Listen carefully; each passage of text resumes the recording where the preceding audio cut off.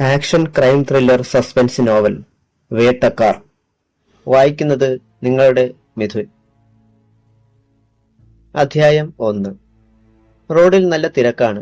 വാഹനങ്ങളും കാൽനടക്കാരും നിറയെ. അത് നോക്കിക്കൊണ്ടാണ് കരുണൻ പറഞ്ഞത്, സിറാജെ, ഒരു പാക്കറ്റ് ബീഡിങ് തന്നേ. കാക്കി ഷർട്ടിന്റെ കോളറിനടിയിൽ തിരികെ വെച്ചിരുന്ന കർച്ചീപ്പ് എടുത്ത് അയാൾ മുഖവും കഴുത്തും തുടച്ചു. എന്താ കരുണേട്ട ഇത്ര ധൃതി? ബീഡിയെടുത്ത് കൊടുക്കുന്നതിനിടയിൽ സിറാജുദ്ദീൻ തിരക്കി. പെട്ടിക്കടയാണ് അയാൾക്ക്. ഇന്ന് നേരത്തെ പോണമെടാ, അതിനു മുന്നേ 2 ഓട്ടം കൂടി കിട്ടിയാൽ. കരുണൻ ഒരു ബീഡിയെടുത്ത് ചുണ്ടത്ത് വെച്ചു. ഓ, അത് ഞാൻ മറന്നു. ഇന്ദ്രൻ നാളെ പോകുമല്ലേ, പിന്നെ എപ്പോഴാ പാർട്ടി? തരാമെടാ. കരുണൻ വീണ്ടും ഓട്ടോ കിടക്കുന്ന ഭാഗത്തേക്ക് നോക്കി. പത്തനാപുരത്ത് നിന്ന് കൊട്ടാരക്കരയ്ക്കുള്ള റോഡിൽ വലതുഭാഗത്ത് ചന്തയ്ക്ക് ഫോറസ്റ്റ് ഓഫീസിന് ഇടയ്ക്കുള്ള മതിലിനടുത്താണ് ഓട്ടോ സ്റ്റാൻഡ്. കരുണൻ തുടർന്നു. അവന് ജോലി കിട്ടി. ആദ്യത്തെ ശമ്പളമൊന്ന് വന്നോട്ടടാ. ആന്റിഡിസ് ബാറ് കയറ്റി എല്ലാ അവന്മാർക്കും 30 വീതം വാങ്ങി തരുന്നുണ്ട് ഞാൻ. 30ഓ? സിറാജുദ്ദീൻ നെറ്റി ചുളിച്ചു. ആ, നിന്റെ കപ്പാസിറ്റിക്ക് വെച്ച് നോക്കിയാൽ അത് തന്നെ കൂടുതലാ. തിരിഞ്ഞു നടക്കാൻ ഭാവിച്ചപ്പോഴാണ് കരുണൻ അത് കണ്ടത്. റോഡ് മുറിച്ച് കടന്ന് ഓട്ടോയ്ക്ക് അടുത്തേക്ക് പോവുകയാണ് സുന്ദരിയായ ഒരു യുവതി. അവളുടെ കയ്യിൽ തൂങ്ങി 5-6 വയസ്സ് തോന്നിക്കുന്ന ഒരു പെൺകുട്ടിയുമുണ്ട്. പെട്ടെന്ന് വെട്ടിത്തിരിഞ്ഞു വന്ന ഒരു ടിപ്പർ ലോറിയുടെ ടയർ തറയിൽ ഉരഞ്ഞ് ശബ്ദവും നീണ്ട ഹോണും. അതിനിടയിൽ ഒരു ആർത്തനാദം. ചതിച്ചോ അല്ലാ! സിറാജുദ്ദീന്റെ ശബ്ദം മുറിഞ്ഞു. ആദ്യം ഒന്ന് മരവിച്ചെങ്കിലും കരുണൻ മുന്നോട്ട് കുതിച്ചു. അടുത്ത നിമിഷം ലോറി അതിവേഗത്തിൽ മുന്നോട്ട് പാഞ്ഞു. അതിൽ നിന്ന് പൂഴിമണൽ ചിതറി. കരുണൻ നോക്കുമ്പോൾ ഓട്ടോകൾക്കരികിൽ കിടന്ന് പിടയുകയാണ് യുവതിയും കുട്ടിയും. ആളുകൾ ഓടിക്കൂടി. ഒന്ന് താങ്ങടാ കുഞ്ഞുമോനെ, കരുണൻ വിളിച്ചു പറഞ്ഞു. ഓട്ടോ ഡ്രൈവർ കുഞ്ഞുമോൻ കരുണന്റെ സഹായത്തിനെത്തി. ഒപ്പം മറ്റു ഓട്ടോക്കാരും. അവർ ചോരയിൽ കുളിച്ച് പിടയുന്ന യുവതിയെയും കുട്ടിയെയും കുഞ്ഞുമോന്റെ ഓട്ടോയിൽ കയറ്റി. വേഗം തെനിയിലേക്ക് വിട്ടോടാ. 2 ഡ്രൈവർമാരും ഒപ്പം കയറി. ഓട്ടോ തെനിയൻ ഹോസ്പിറ്റലിലേക്ക് പാഞ്ഞു. കരുണൻ തിരിഞ്ഞു നോക്കി. ടിപ്പർ ലോറി മറഞ്ഞു കഴിഞ്ഞിരുന്നു. 2 ഇടിച്ചു തെറിപ്പിച്ചിട്ട് അവന്റെ ഒടുക്കത്തെ പോക്ക്. അയാൾ പല്ലിറുമി. ഇതങ്ങനെ വിട്ടാൽ പറ്റത്തില്ല കരുണേട്ട, മറ്റു ഓട്ടോക്കാർ പറഞ്ഞു. എങ്കിൽ വരണടാ. ഞൊടിയിടയിൽ 4-5 ഓട്ടോകൾ സ്റ്റാർട്ടായി. മറ്റു ഡ്രൈവർമാർ അതിൽ കയറി. ലോറി പോയ വഴിയെ ശരം പോലെ അവ പോയി. മഞ്ചള്ളൂരിലെത്തിയപ്പോൾ മുന്നിൽ പോകുന്ന ലോറി അവർ കണ്ടു. എതിരെ വന്ന വാഹനങ്ങൾ വെട്ടിയൊഴിഞ്ഞു. കല്ലടയാറിന് കുറുകെയുള്ള പിടവൂർ പാലത്തിൽ വെച്ച് കരുണൻ ലോറിയെ ഓവർടേക്ക് ചെയ്ത് ഓട്ടോ കുറുകെ നിർത്തി. ലോറിയും നിന്നു. ഓട്ടോ ഡ്രൈവർമാർ ചാടിയിറങ്ങി. ഇങ്ങോട്ടിറങ്ങി വാടാ കഴിവേറുടെ മോനെ. മാത്തൻ ഡ്രൈവറെ പിടിച്ചിറക്കി കരുണത്തൊന്ന് പൂശി. കരുണൻ എത്തും മുൻപേ ഡ്രൈവറെയും ക്ലീനറെയും മറ്റുള്ളവർ തല്ലി താഴെയിട്ടിരുന്നു. മാറി നിൽക്ക്. വല്ല വിധേനയും കരുണൻ അവരെ പിടിച്ചു മാറ്റി. അല്ല കരുണേട്ട, യുവമാരുടെ ഒടുക്കത്തെ ഒരു പോക്ക് കാരണം കേരളത്തിൽ എത്ര പേരാ ചത്തൊടുങ്ങുന്നത്. അലാറം തകപ്പിന് രോഷം അടങ്ങുന്നില്ല. ഡ്രൈവറും ക്ലീനറും എഴുന്നേറ്റു. ഒറ്റ നോട്ടത്തിൽ ഗുണ്ടാ ലുക്കാണ് ഡ്രൈവർക്ക്. എടാ, നീയൊക്കെ സൂക്ഷിച്ചോ. ഈ ജാക്കി വാസുവിന് നിനക്കൊന്നും ശരിക്കറിയത്തില്ല. ആരുടെയാ ഈ വണ്ടിന്ന് അറിയാമല്ലോ. അറിയാമറാ, അറിയാം. നീ ചെന്ന് ബാങ്കർ സത്യനേശനോട് പറഞ്ഞേര്, കരുണനാ നിന്നെ തല്ലിയതെന്ന്. എടാ, ഡ്രൈവർമാർക്ക് പേരുദോഷമുണ്ടാക്കുന്നത് നീയൊക്കെയാ. കമ്മീഷനും പിന്നെ കോൺട്രാക്ടർമാര് തരുന്ന പിച്ചപ്പണവും കള്ളച്ചാരവും കൂടിയാകുമ്പോ നിനക്കൊക്കെ തോന്നും നീയൊക്കെ നിലത്തൂടെയല്ലേ വണ്ടി ഓടിക്കുന്നതെന്ന്.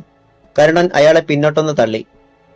വയസ്സ് 19 വെച്ച് എന്റെ കൈക്ക് ഇപ്പോഴും നിന്റെ പല്ലടിച്ച് കൊഴിക്കാനുള്ള കരുത്തുണ്ട്. കാണോടാ. റോഡ് പെട്ടെന്ന് ബ്ലോക്കായി. ആളുകൾ കൂടി, കാര്യമറിയാതെ.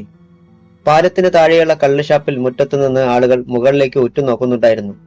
നീ പാലത്തേന്ന് വണ്ടി മാറ്റടാ. ആ പെണ്ണിനെയും കൊച്ചിനും എന്തു പറ്റിയെന്നറിഞ്ഞിട്ട് പോലീസിന്റെ കർമ്മം കഴിഞ്ഞ് പോയാ മതി. ക്ലീനർ ഇതിനിടെ സെൽഫോൺ എടുത്ത് നമ്പറിൽ കുത്തി. 5 മിനിറ്റിനുള്ളിൽ പോലീസ് എത്തി. എന്താ പ്രശ്നം? SI മാർത്താണ്ഡൻ മീശയൊന്ന് തടവി. മുന്നോട്ട് നീങ്ങി നിന്നു. കരുണൻ കാര്യം പറഞ്ഞു, കൂടെ ഒരു നിർദ്ദേശവും. ഇവന്മാരെ ചുമ്മാ വിട്ടു കളഞ്ഞേക്കാമെന്ന് കരുതല്ലേ സാറേ. കരുണനെ കടുപ്പിച്ചെന്ന് നോക്കിയിട്ട് SI പോലീസുകാർക്ക് നേരെ തിരിഞ്ഞു. ഇവന്മാരെയും വണ്ടിയും കസ്റ്റഡിയിലെടുക്ക്. നടക്കടാ. പോലീസുകാർ മുന്നോട്ട് വന്നു. മടങ്ങി പത്തനാപുരത്തെത്തിയ കരുണൻ ആ വാർത്തയറിഞ്ഞു. യുവതിയും കുട്ടിയും മരിച്ചു. ഞാൻ പോട്ടെടാ പിള്ളേരെ. കരുണൻ ഓട്ടോയിൽ കയറി. രാത്രി ഞങ്ങൾ അങ്ങോട്ട് വരാം കരുണേട്ട, അവർ പറഞ്ഞു. കരുണന്റെ ഓട്ടോ പുനലൂർ പത്തനാപുരം റോഡിൽ ഇടത്തേക്ക് തിരിഞ്ഞു. പത്തനാപുരത്തുകാർക്കെല്ലാം കരുണൻ കരുണേട്ടനാണ്. 60-70 വയസ്സുള്ളവരും കരുണനെ കരുണേട്ട എന്നാണ് വിളിക്കുന്നത്. ഏത് നല്ല കാര്യത്തിനും മുന്നിലുണ്ടാവും കരുണൻ. ഒരു തവണ പഞ്ചായത്ത് മെമ്പർ വരെ ആയ ആളാണ്. പക്ഷേ കൈയിട്ട് വാരലും കള്ളക്കമ്മട്ടവും തനിക്ക് പറ്റിയ പണിയല്ലെന്ന് മനസ്സിലായപ്പോൾ രാഷ്ട്രീയം തീർത്തും ഉപേക്ഷിച്ച് മെമ്പർ സ്ഥാനം രാജിവെച്ചു. ജീവിതത്തിൽ കാര്യമായി ഒന്നും സമ്പാദിക്കാൻ കഴിഞ്ഞിട്ടില്ലാത്ത അയാളുടെ ഏക വരുമാനം ഈ ഓട്ടോയാണ്. പാലവും ബസ് സ്റ്റാൻഡും കടന്ന് ഓട്ടോ ആൽത്തറയ്ക്കരികിലെത്തി. ഇടത്തേക്ക് അടൂർ റോഡിലേക്ക് തിരിഞ്ഞു. 1/2 കിലോമീറ്റർ ഓടിയിട്ട് ഒരു കൊച്ചു വീടിന് മുന്നിൽ ബ്രേക്കിട്ടു. ഓടുമേഞ്ഞ വീട്. മുറ്റത്ത് തന്നെ ഉണ്ടായിരുന്നു കരുണന്റെ ഭാര്യ സുശീലയും മക്കളും. ഒരാണും 2 പെൺകുട്ടികളുമാണ് കരുണന്. ദൈവങ്ങളുടെ പേരാണ് കരുണൻ മക്കൾക്കിട്ടിരുന്നത്. ഇന്ദ്രൻ, ലക്ഷ്മി, ഭദ്ര. ഇന്ദ്രൻ ഡിഗ്രിയും കമ്പ്യൂട്ടർ കോഴ്സും കഴിഞ്ഞു നിൽക്കുന്നു. ലക്ഷ്മി TTC പാസ്സായി. ഭദ്രയാണെങ്കിൽ +2 പഠിക്കുന്നു. കരുണൻ ഓട്ടോയിൽ നിന്ന് ഇറങ്ങിയപ്പോഴേക്കും സുശീലയും മക്കളും അടുത്തെത്തി. ഇന്നാടാ. അമ്മു ടൈലേഴ്സിൽ നിന്ന് കിട്ടിയ പാക്കറ്റ് അയാൾ ഇന്ദ്രന് കൊടുത്തു. പാകമാണോ എന്ന് നോക്കിയേ. അവൻ അതുമായി അകത്തേക്ക് പോയി. ഞങ്ങൾക്ക് ഒന്നുമില്ലേ അച്ഛ? ചോദ്യം ഭദ്രയുടെ വകയായിരുന്നു. ഉണ്ടല്ലോ, നിങ്ങൾക്ക് ചുണക്കുട്ടന്മാരായ 2 പയ്യന്മാരെ തരും ഈ അച്ഛൻ. സമയമാകട്ടെ. അങ്ങനിപ്പം ഞങ്ങളെ പറഞ്ഞു വിട്ടേച്ച് അച്ഛനും അമ്മയും കൂടി അടിച്ചു പൊളിച്ച് ജീവിക്കാമെന്ന് കരുതണ്ട. അവൾ സുശീലയെ ചുറ്റിപ്പിടിച്ചു നിന്നു. അത് നീയാണോടെ തീരുമാനിക്കുന്നത്? കരുണൻ അവളുടെ ചെവിയിൽ പതുക്കെ ഒന്ന് ഞെരടി. എന്നെ കൊല്ലുന്നേ, അവൾ ഒച്ചയുയർത്തി. കരുണനും സുശീലയും പൊട്ടിച്ചിരിച്ചു. എന്നാൽ എന്തോ ഓർത്തിട്ടെന്ന വണ്ണം ഒരു നേരിയ മന്ദസ്മിതത്തോടെ നിൽക്കുകയായിരുന്നു ലക്ഷ്മി. ചേച്ചിയാണോ അനുജത്തിയാണോ കൂടുതൽ സുന്ദരി എന്ന് പെട്ടെന്ന് ആർക്കും പറയാനാവില്ലായിരുന്നു. നിറം അല്പം കൂടുതൽ ലക്ഷ്മിക്കാണെന്ന് മാത്രം. പുതിയ പാൻസും ഷർട്ടും ധരിച്ചുകൊണ്ട് ഇന്ദ്രൻ ഇറങ്ങി വന്നു. എങ്ങനെയുണ്ട്? പാടത്ത് കോലം കെട്ടി വെച്ചതുപോലുണ്ട്. ഭദ്രയുടെ മറുപടി. നാവെടുത്താൽ തല്ലുകൊള്ളി തരമേ വരൂ ഈ പെണ്ണിന്. അവൻ കൈ ഓങ്ങിയപ്പോഴേക്കും ഭദ്ര അമ്മയുടെ പിന്നിലേക്ക് മാറി. നന്നായിട്ടുണ്ട് മോനെ. കരുണൻ ആദ്യം കാണുന്നത് പോലെ മകനെ നോക്കി. ഇത്രയും കാലം ഒന്നിച്ചു കഴിഞ്ഞതാണ്. പക്ഷെ നാളെ ഇവൻ ഗൾഫിന് പറക്കാൻ പോകുന്നതിനെ കുറിച്ച് ഓർത്തപ്പോൾ മനസ്സിൽ ഒരു വിങ്ങൽ. കരുണൻ പക്ഷേ അത് പുറത്തു കാട്ടിയില്ല. ആങ്ങള സൗദിയിൽ നിന്ന് വരുമ്പോൾ തങ്ങൾക്ക് എന്തൊക്കെ കൊണ്ടുവരണമെന്നതിന്റെ നീണ്ട ലിസ്റ്റ് ലക്ഷ്മിയും ഭദ്രയും നിരത്തി തുടങ്ങി. അത് കേട്ടുകൊണ്ടാണ് കരുണനും സുശീലയും അകത്തേക്ക് പോയത്. നേരം സന്ധ്യ കഴിഞ്ഞു. അച്ഛനും മക്കളും ഒന്നിച്ചിരുന്ന് അന്ന് നേരത്തെ അത്താഴം കഴിച്ചു. ഇനി എന്നാടാ നമ്മളിങ്ങനെ ഒന്ന് കൂടുന്നത്? ചോദിക്കുമ്പോൾ കരുണന്റെ ഒച്ച അല്പം പതറി. 2 വർഷമെന്ന് പറയുമ്പോൾ ദാന്നങ്ങ് പോകത്തില്ലേ അച്ഛ? ചിരിച്ചെങ്കിലും ഇന്ദ്രനുമുണ്ടായിരുന്നു സങ്കടം. വേണ്ട വേണ്ട, അച്ഛനും മോനും കൂടി സെന്റിയടിച്ച് ഞങ്ങളെ കരയിപ്പിക്കല്ലേ. ഭദ്രയുടെ മുന്നറിയിപ്പ്. മിണ്ടാതിരിക്കടി. ലക്ഷ്മി അനുജത്തിയെ നോക്കി. ഇപ്പൊ മനസ്സിലായി, ചേച്ചിക്കും സെന്റി. സുശീല മിണ്ടാതെ കുനിഞ്ഞിരുന്നു. അവർക്ക് എപ്പോഴേ സങ്കടം വന്നിരുന്നു. ഭക്ഷണം കഴിഞ്ഞ് എണീറ്റപ്പോഴേക്കും മുറ്റത്ത് 2 ഓട്ടോകൾ വന്നു നിന്നു.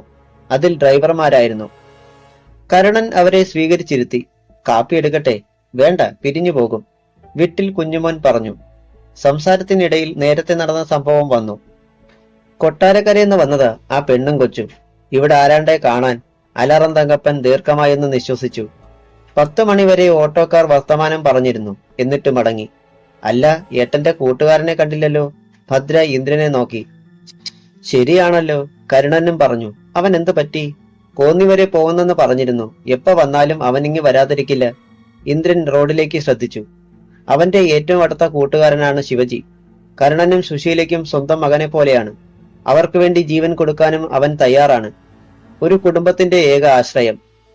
അത്യാവശ്യം വയറിങ്ങും പ്ലംബിങ്ങും ഒക്കെ ചെയ്താണ് അച്ഛനില്ലാത്ത കുടുംബം പോറ്റുന്നത്. ഞാനിങ്ങെത്തിയേ. റോഡിൽ നിന്നൊരു ശബ്ദം. വാല് വന്നു. ഭദ്ര പിറുപിറുത്തു. നീ മിണ്ടരുത്. ഇന്ദ്രൻ ശബ്ദം താഴ്ത്തി. അപ്പോഴേക്കും വിയർത്തു കുളിച്ച് ശിവജി തിണ്ണയിലെത്തി. വെറുതെ കാശ് കളയുന്നതെന്തിനാ? പത്തനാപുരത്ത് വന്നിറങ്ങിയിട്ട് ഒറ്റ നടത്തം വെച്ചു കൊടുത്തു. അത് കാര്യമായി. കോടികൾ കൊണ്ട് കളിക്കുന്ന ആളല്ലേ. ഇടയ്ക്ക് ബെൻസിൽ നിന്നിറങ്ങി ഇങ്ങനെ ഒന്ന് നടക്കുന്നത് നല്ലതാ. ഭദ്ര വെച്ച് കാച്ചി. നിന്റെ മരണം എന്റെ കൈകൊണ്ടാ. ശിവജി മുന്നോട്ടാഞ്ഞപ്പോഴേക്കും അവൾ ഓടിക്കളഞ്ഞു. അവനും തിണ്ണയിലിരുന്നു. കൊണ്ടുപോകാനുള്ളതെല്ലാം എടുത്തു വെച്ചിട്ടുണ്ടല്ലോ. ഉണ്ട്. കാര്യമൊക്കെ പിന്നെ പറയാം. മോൻ വന്ന് അത്താഴം കഴിക്കി. സുശീല ക്ഷണിച്ചു. വേണമെന്നില്ലായിരുന്നു. എന്നാലും വിളിച്ച നിലയ്ക്ക് കഴിച്ചില്ലേ? നിങ്ങൾക്ക് വിഷമമാകത്തില്ലേ? പ്രത്യേകിച്ചും എന്റെ കൂട്ടുകാരന്. ശിവജി കൈ കഴുകി. അങ്ങനൊന്നുമില്ല. ചോറ് ബാക്കിയിരുന്നാൽ ഞങ്ങൾ പഴങ്കഞ്ഞി കുടിച്ചോളാം. അകത്തു നിന്ന് ഭദ്രയുടെ ശബ്ദം. കരുണേട്ട, പ്ലാസ്റ്റർ വല്ലതും ഇരിപ്പുണ്ടോ ഇവിടെ? ശിവജി അയാൾക്ക് നേരെ തിരിഞ്ഞു. എന്തിനാടാ? ആ ഭദ്രയുടെ വായിൽ ഒട്ടിക്കാനാ. അവരുടെ ചിരികൾക്കിടയിൽ ഭദ്ര വിളിച്ചു പറഞ്ഞ മറുപടി മുങ്ങിപ്പോയി. അപ്പോൾ ചീറിപ്പാഞ്ഞു വരുന്ന ചില വാഹനങ്ങളുടെ ഒച്ച ഇരുളിന്റെ നിശബ്ദതയെ പിളർന്നു. കരുണൻ റോഡിലേക്ക് നോക്കി. വാഹനങ്ങൾ വീടിന് മുന്നിൽ റോഡിൽ ബ്രേക്ക് ഇട്ടു. മുന്നിൽ വന്നത് ഒരു ബെൻസ് കാറായിരുന്നു. അതിന് പിന്നിൽ ടിപ്പർ ലോറി. കരുണന്റെ നെറ്റി ചുളിഞ്ഞു. ആ കാർ ബാങ്കർ സത്യനേശന്റേതാണെന്ന് അയാൾ തിരിച്ചറിഞ്ഞു. ഡോർ തുറക്കപ്പെട്ടു. പളവളെ തിളങ്ങുന്ന ഒരു ജൂബായും മുണ്ടും ധരിച്ച സത്യനേശൻ പുറത്തേക്കിറങ്ങുന്നത് ടിപ്പറിന്റെ വെളിച്ചത്തിൽ കണ്ടു. അയാളുടെ കഷണ്ടിത്തലയും കണ്ണടയും വെളിച്ചമേറ്റി തിളങ്ങി. അച്ഛാ, കുഴപ്പമാണല്ലോ. ഇന്ദ്രൻ പിറുപിറുത്തു. ശിവജിക്ക് മാത്രം കാര്യമൊന്നും പിടികിട്ടിയിരുന്നില്ല. എന്താ സംഭവമെന്ന് അവൻ ചോദിക്കുമ്പോഴേക്കും സത്യനേശൻ മുറ്റത്തേക്ക് കയറി വന്നു. പൊടുന്നനെ ടിപ്പറിന്റെ പുറത്തു നിന്നും ഒരു സംഘം ആളുകൾ റോഡിലേക്ക് ചാടി. അവരും സത്യനേശന്റെ പിന്നിൽ അണിനിരന്നു. കരുണൻ ഇടിവെട്ടേറ്റതുപോലെ ഒന്ന് കിടുങ്ങി. അവർക്കിടയിൽ ജാക്കി വാസു. ഇത്ര വേഗം ഇവൻ പോലീസ് സ്റ്റേഷനിൽ നിന്ന് രക്ഷപ്പെട്ടോ? വാഹനങ്ങളുടെ ലൈറ്റുകൾ അണഞ്ഞു. എന്താ കരുണ, വീട്ടിലേക്ക് ആരെങ്കിലും വന്നാൽ ഇങ്ങനെ നിൽക്കുകയാണോ വേണ്ടത്? സത്യനേശൻ ചിരിച്ചു. കരുണൻ മകനെ ഒന്ന് നോക്കിയതല്ലാതെ മിണ്ടിയില്ല. കാരണം സത്യനേശന്റെ ചിരികൾക്കിടയിലും അയാൾ അപകടം മണത്തു കഴിഞ്ഞിരുന്നു. എങ്കിലും അയാൾ ക്ഷണിച്ചു. സൗകര്യം കുറവാണെങ്കിലും ഈ തിണ്ണയിലോട്ട് കയറിയിരിക്കും മുതലാളി. വേണ്ടട കരുണ, നിന്നോടൊരു കാര്യം ചോദിച്ചേച്ച് ഞാനങ്ങ് പോകുക. അല്ലെങ്കിൽ നിന്റെ പെണ്ണുമ്പിള്ളെ ഞാൻ പൊറപ്പിച്ചെന്നോ മറ്റോ ആരേലും പറഞ്ഞാൽ അതിന്റെ നാണക്കേട് എനിക്കാ. സുശീല പെട്ടെന്ന് അകത്തേക്ക് വലിഞ്ഞു. പുറത്തെ സംസാരം കേട്ട് ലക്ഷ്മിയും ഭദ്രയും വാതിൽക്കൽ എത്തിക്കഴിഞ്ഞിരുന്നു. ഇന്ദ്രൻ ദേഷ്യത്തോടെ സത്യനേശന് മറുപടി നൽകാൻ ഒരുങ്ങിയെങ്കിലും കരുണൻ തടഞ്ഞു. പിന്നെ സൗമ്യനായി സത്യനേശനെ നോക്കി. എന്താ മുതലാളി ഇങ്ങനെയൊക്കെ സംസാരിക്കുന്നത്? പിന്നെ ഞാൻ എങ്ങനെ സംസാരിക്കണമടാ? നീ ആരാ, ഈ പത്തനാപുരത്തിന്റെ രക്ഷകനോ? ഇങ്ങനെയൊക്കെ ചോദിച്ചാൽ ഞാൻ എന്തു ചെയ്തെന്നാ മുതലാളി പറയുന്നത്? അത് നിനക്കറിയില്ലേ? സത്യനേശൻ മുന്നോട്ടെടുത്തു. എന്റെ ലോറി തടയാനും ജീവനക്കാരെ തല്ലിക്കാനും പോലീസിനെ വിളിക്കാനും ഒക്കെ നീ ആരാടാ? ഓ അങ്ങനെ. നിങ്ങളുടെ ജോലിക്കാര് രണ്ടുപേരെയാ വണ്ടിയിടിച്ചു കൊന്നത്, അറിയാമല്ലോ. അതിന് നിനക്കെന്താടാ? ഇനിയും അങ്ങനെയൊക്കെ നടന്നെന്നിരിക്കും. നിനക്ക് വല്ലതും ചെയ്യാൻ പറ്റുമോ? പറ്റും. കരുണന്റെ ഭാവം മാറി. വീട്ടിൽ കയറി വന്നവരായതുകൊണ്ട് ഞാൻ ഇത്രയും നേരം മാന്യത കാണിച്ചു. അല്ലെങ്കിൽ നീ എന്ത് ചെയ്യടാ? ഒന്ന് കാണട്ടെ. സത്യനേശൻ വീണ്ടും മുന്നോട്ടെടുത്തു. കരുണൻ മുറ്റത്തേക്കിറങ്ങി. അപ്പോഴേക്കും ശിവജി ഇടപെട്ടു. ഏയ് മുതലാളി, നിങ്ങൾ വെറുതെ വഴക്കുണ്ടാക്കരുത്. നീ ആരാടാ ഇതിൽ ഇടപെടാൻ? കരുണന്റെ പെൺമക്കളെ നീ കൊണ്ടു നടക്കുന്നതിന്റെ നന്ദി കാണിക്കാനൊന്നും വന്നേക്കല്ലേ? സത്യനേശൻ അവനെ പിടിച്ചു തള്ളി. ശിവജി തിരിഞ്ഞു നിന്നു. പോക്കൃതരം പറയരുത് താൻ. ശിവജി, നീ മിണ്ടണ്ട. ഇന്ദ്രനും ഇറങ്ങി വന്നു. മിസ്റ്റർ സത്യനേശൻ, നിങ്ങൾക്ക് പോകാം. സംസാരം അവസാനിപ്പിച്ച മട്ടിൽ കരുണൻ പറഞ്ഞു. പോകാൻ തന്നെയാടാ വന്നത്. അതിനു മുമ്പ് നീ ചെയ്തതിന് ഒരു സമ്മാനം തരണ്ടേ? സത്യനേശൻ കൈവീശി ഒറ്റയടി. കരുണന്റെ കവിൾത്തടം പുകഞ്ഞു. സത്യനേശ! ഇന്ദ്രൻ ചാടി വീണു. എന്റെ അച്ഛനെ നീ തല്ലി അല്ലേടാ? അവൻ അയാളുടെ ജുബ്ബയിൽ കുത്തിപ്പിടിച്ച് തന്നിലേക്ക് വലിച്ചടിപ്പിച്ചു. അടിച്ചു പൊളിക്കടാ! സത്യനേശൻ തന്റെ ആളുകളോട് അലറി. പെട്ടെന്ന് വൈദ്യുതി പോയി. ഇരുളിൽ തിടുക്കത്തിലുള്ള ചലനങ്ങൾ. കരുണന്റെ വീട്ടിൽ നിന്ന് സ്ത്രീകളുടെ നിലവിളികൾ ഉയർന്നു. അതിനിടയിൽ അട്ടഹാസങ്ങളും വെല്ലുവിളികളും. ഒപ്പം ഹൃദയം പിളർന്ന ഒരലർച്ച. ഇന്ദ്രന്റെ തോളിൽ ആരോ തോണ്ടി. അവൻ തിരിഞ്ഞപ്പോൾ വലത് കൈവെള്ളയിലേക്ക് ആരോ എന്തോ വെച്ചുകൊടുത്തു. അവൻ അതിൽ മുറുകെ പിടിച്ചു. വഴുവഴുക്കലുള്ള എന്തോ ഒന്ന്. വൈദ്യുതി വന്നു. തന്റെ കയ്യിലിരിക്കുന്ന സാധനം കണ്ട് അവൻ വിറച്ചു. ചോരയൊലിക്കുന്ന ഒരു കഠാര. മറ്റൊന്നുകൂടി അവൻ കണ്ടു. തറയിൽ ചോരയിൽ കുളിച്ച് പിടയുന്ന ബാങ്കർ സത്യനേശൻ. അധ്യായം 2. ഇന്ദ്രൻ അടിമുടി വിറച്ചു. ചോര പറ്റിയ കഠാര അവന്റെ കയ്യിൽ നിന്ന് വഴുതി വീണു. സകലരും ഒരു നിമിഷം സ്തബ്ധരായി. ഇന്ദ്ര, നീ എന്താടാ കാണിച്ചത്? മുറ്റത്തിന്റെ അങ്ങേ കോണിലായിരുന്ന ശിവജി വിളിച്ചു ചോദിച്ചു. ഞാനല്ല. അവന് ബാക്കി പറയുവാൻ കഴിഞ്ഞില്ല. മോനെ, ചതിച്ചല്ലോടാ. തറയിൽ കിടന്ന് പുളയുന്ന ബാങ്കർ സത്യനേശനെ നോക്കി നിലവിളിക്കുകയായിരുന്നു കരുണൻ. മകനെക്കുറിച്ച് താൻ കണ്ട സ്വപ്നങ്ങളെല്ലാം മാഞ്ഞു പോകുന്നത് അയാൾ അറിഞ്ഞു. അച്ഛാ, ഞാൻ ഇന്ദ്രൻ വിക്കി. നായിന്റെ മോനെ, നിന്നെ വെച്ചേക്കത്തില്ലടാ ഞാൻ. ജാക്കി വാസു കുതിച്ചു ചാടി. നെഞ്ചിൽ ചവിട്ടേറ്റ് ഇന്ദ്രൻ വേച്ചു വീണു. വാസു! കുത്തേറ്റ ഭാഗത്ത് വലതുകൈ അമർത്തിക്കൊണ്ട് ഇടതുകൈ തറയിൽ കുത്തി സത്യനേശൻ എഴുന്നേൽക്കാൻ ഭാവിച്ചു. എന്നെ കൊണ്ടുപോടാ ആശുപത്രിയില്. വാസു പെട്ടെന്ന് അയാളെ താങ്ങിയിട്ട് ഒപ്പം വന്നവരോടലറി. പിടിക്കണടാ മുതലാളിയെ. ആശുപത്രി കൊണ്ടുപോയിട്ട് വരാം നമുക്ക്. ഞൊടിയിടയിൽ സത്യനേശനെ കാറിൽ കയറ്റി മറ്റുള്ളവർ കാറിലും ടിപ്പറിലുമായി കയറി. 2 വാഹനങ്ങളും ഞൊടിയിടയിൽ കരുണന്റെ മുറ്റത്തേക്ക് വെട്ടിച്ച് കയറ്റി തിരിച്ചു. വാസു തല പുറത്തേക്കിട്ട് വിളിച്ചു പറഞ്ഞു. ഞങ്ങളിപ്പോ വരാമടാ, കരുതിയിരുന്നോ? വാഹനങ്ങൾ പാഞ്ഞുപോയി. സുശീല മകനെ നോക്കി പൊട്ടിക്കരഞ്ഞു. എന്നാലും നീ അങ്ങനെ ചെയ്തല്ലോടാ? ഇല്ലമ്മേ, സത്യമായിട്ട് ഞാനങ്ങനെ ചെയ്തിട്ടില്ല. അവൻ അമ്മയുടെ കയ്യിൽ മുറുകെ പിടിച്ചു. കുത്താൻ എന്റെ കയ്യിൽ എവിടെന്നായിരുന്നു കത്തി? ഉണ്ടായ കാര്യം അവൻ ചുരുക്കി പറഞ്ഞു. കരുണന്റെ നെറ്റി ചുളിഞ്ഞു. ആരോ ചതിച്ചതാണ്. ഇന്ദ്രൻ പറയണത് സത്യമായിരിക്കും ആന്റി. ബാങ്കറുടെ കൂടെ വന്ന് ആരാണ്ട് ചതിച്ചതാ. ഇനി ഇരുട്ടത്ത് ആളുമാറി കുത്തിയതാണോന്നും അറിയത്തില്ലല്ലോ. ശിവജിയും പറഞ്ഞു. ഒക്കെ ശരിയായിരിക്കാം, പക്ഷേ അവര് വരും. കരുണൻ എല്ലാവരെയും നോക്കി. ഇവിടെ നിൽക്കുന്നത് ബുദ്ധിയല്ല. പിന്നെ എങ്ങോട്ട് പോകും? ഇന്ദ്രൻ വിഹ്വലനായി. എങ്ങോട്ടെങ്കിലും പോയേ പറ്റൂ. ആ ബാങ്കർക്ക് വല്ലതും പറ്റിയാൽ ഏതായാലും പോലീസിന് പിടികൊടുക്കാതിരിക്കുന്നതാ ബുദ്ധി. കരുണന് രണ്ടാമതൊന്നും ചിന്തിക്കാനില്ലായിരുന്നു. ശിവജി, ഇന്ദ്രൻ കൂട്ടുകാരന്റെ തോളിൽ പിടിച്ചു. അങ്കിള് പറയുന്നത് സത്യമാടാ. കാര്യങ്ങളൊന്ന് കലങ്ങിത്തെളിഞ്ഞിട്ട് ബാക്കിയൊക്കെ ചിന്തിക്കാം. കരുണൻ എല്ലാവരോടുമായി പറഞ്ഞു. എന്തെങ്കിലും അത്യാവശ്യമുള്ളത് മാത്രം പെട്ടെന്നെടുത്തോ. ഒപ്പം അയാളും അകത്തേക്ക് കയറി. മിനിറ്റുകൾക്കുള്ളിൽ എല്ലാവരും ഓരോ കവറോ ബാഗോ മറ്റോ ആയി പുറത്തെത്തി. ശിവജി, പിന്നെ കാണാം. കരുണൻ ഓട്ടോയിൽ കയറി. കേറിൻ. നനഞ്ഞ കണ്ണുകൾ കൊണ്ട് ലക്ഷ്മി ശിവജിയെ ഒന്ന് നോക്കി. അവൻ തലയാട്ടി. അപ്പോഴേക്കും ഇരുളിന്റെ നിശബ്ദതയെ പിളർന്ന് പാഞ്ഞെത്തുന്ന ലോറിയുടെ ഒച്ച. അങ്കളെ, അവര് വരുന്നു. ശിവജിയുടെ ശബ്ദം വിറച്ചു. ഓട്ടോ ഉപേക്ഷിച്ച് കരുണൻ ചാടിയിറങ്ങി. മറ്റുള്ളവരും. വാ. ശിവജി മുന്നിൽ ഓടി. പുരയ്ക്കു പിന്നിലേക്ക്. അവിടെ കയ്യാലയ്ക്ക് മുകളിൽ റബ്ബർ തോട്ടമാണ്. ഓരോരുത്തരെയും കൈപിടിച്ച് അവൻ കയറ്റിക്കൊണ്ടിരുന്നു. ലോറി മുറ്റത്ത് വന്ന് നിന്നപ്പോഴേക്കും അവർ 4-5 കയ്യാലകൾക്ക് മുകളിൽ എത്തിക്കഴിഞ്ഞു. ലോറിയിൽ നിന്ന് ഒരു കൂട്ടം ആളുകൾ ചാടിയിറങ്ങി. ബാങ്കർ സത്യനേശന്റെ മകൻ വിശ്വനായിരുന്നു അവരുടെ മുന്നിൽ. എല്ലാത്തിനെയും വലിച്ച് മുറ്റത്തേക്കിട്ട് കൊത്തി നുറുക്കിനിടാ. അവന്റെ അലർച്ച റബ്ബർ തോട്ടത്തിൽ നിന്ന് കരുണനും കുടുംബവും കേട്ടു. അവർ വീണ്ടും മേലേക്ക് കയറി. ഇടയ്ക്ക് കരിയിലയിൽ തെന്നി സുശീല വീണു. ശിവജി അവരെ താങ്ങി എണീൽപ്പിച്ചു. ഗുണ്ടകൾ കരുണന്റെ വീടും പരിസരവും അരിച്ചു പെറുക്കിയിട്ട് വിശ്വന്റെ മുന്നിലെത്തി. അവരാരും ഇവിടില്ല കൊച്ചുമുതലാളി. എങ്കിൽ കത്തിക്കടായല്ല. കേൾക്കാത്ത താമസം. ലോറിയിൽ നിന്ന് പെട്രോൾ നിറച്ച കന്നാസുകൾ അടപ്പ് തുറന്ന് വീടിനുള്ളിലേക്ക് പറന്നു വീണു. ജാക്കി വാസു ഒറ്റയ്ക്ക് ഓട്ടോയുടെ അടിഭാഗത്ത് പിടിച്ചുയർത്തി അതും മറച്ചു. അതിലും പെട്രോൾ തളിച്ചു. വിശ്വൻ തീപ്പെട്ടി ഉരച്ചെറിഞ്ഞു. വീടിനുള്ളിൽ ബോംബ് വീണതുപോലെ തീ നിറഞ്ഞു. അടുത്ത തീപ്പെട്ടിക്കൊള്ളി ഓട്ടോയിലേക്ക്. ആ പരിസരം മുഴുവൻ പകൽ പോലെ വെളിച്ചം നിറഞ്ഞു. വീടിനുള്ളിലെ തീ മുകളിലേക്ക് ഉയർന്ന് കഴിക്കോലുകളിലും പട്ടികകളിലും പിടിച്ചപ്പോൾ ചൂടേറ്റ ഓടുകൾ ചിതറിത്തെറിക്കുന്നത് റബ്ബർ തോട്ടത്തിൽ നിന്ന് അവ്യക്തമായി കരുണനും കുടുംബവും കണ്ടു. ഈശ്വര, അയാൾ നെഞ്ചിൽ കൈവച്ചു. സുശീല ശബ്ദം പുറത്തു കേൾക്കാതെ തേങ്ങിക്കരഞ്ഞുകൊണ്ടിരുന്നു. ഈ ബഹളമൊക്കെ കേട്ടിട്ടും അയൽക്കാരൊന്നും ഭയന്ന് പുറത്തേക്കിറങ്ങിയിരുന്നില്ല. തന്റെ ഇത്രയും കാലത്തെ അധ്വാനമാണ് എരിഞ്ഞമർന്നുകൊണ്ടിരിക്കുന്നത്. കരുണനും സങ്കടമടക്കാൻ കഴിയുന്നില്ലെങ്കിലും അയാൾ പിടിച്ചു നിന്നു. വീടിന്റെ മേൽക്കൂര താഴേക്ക് പതിച്ചു. തീപ്പൊരികൾ ചിതറി ഉയർന്നു. തൽക്കാലം പോകാം. വിശ്വന്റെ നേതൃത്വത്തിൽ ആ സംഘം മടങ്ങി. ഇനി നമ്മളെന്ത് ചെയ്യും അച്ഛ? ലക്ഷ്മിയുടെ ശബ്ദം ശിലമ്പി. അച്ഛൻ അറിയത്തില്ല മോളെ. ഏതായാലും ഒന്നുറപ്പാ, ഈ നാട്ടിൽ നിന്നാൽ അവര് നമ്മളെ കൊല്ലും. ഒക്കെ ഞാൻ കാരണമാണ് അല്ലേ അച്ഛ? ഇന്ദ്രനെ ചോദിക്കാതിരിക്കാനായില്ല. താഴെ നിന്ന് കിട്ടുന്ന മങ്ങിയ വെളിച്ചത്തിൽ കരുണൻ മകന്റെ നനഞ്ഞ മുഖത്തേക്ക് നോക്കി. അല്ലടാ, ഞാനാണ് ഉത്തരവാദി. ഇങ്ങനെ പരസ്പരം സംസാരിച്ചിരുന്നിട്ട് കാര്യമില്ല. ഒരു തീരുമാനം എത്രയും വേഗം ഉണ്ടായേ പറ്റൂ, ശിവജി ഓർമ്മിപ്പിച്ചു.